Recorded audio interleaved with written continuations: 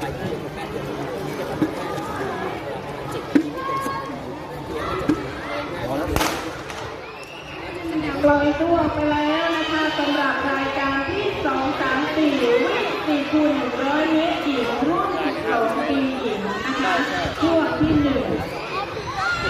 ช่วงวิ่งที่1ประเวศช่วงวิ่งที่2เป็นปุ่นช่วงวิ่งที่3คลองสามวาช่วงวิ่งที่4ลาดกระบังช่วงวิ่งที่5หนองจอกช่วงวิ่งที่6บางกะปิและช่วงวิ่งที่7มีนบุรีขณะนี้นะคะนักเรียนกำลังเข้าสู่โค้งนะคะเข้าสู่ไม้ที่4นะคะรับไม้มาแล้วนะคะกำลังเข้าสู่ทางตรงประเวศบุญบุญกองสาวราชบัณฑิตหนองจอกบางกะปิและมีนบุรี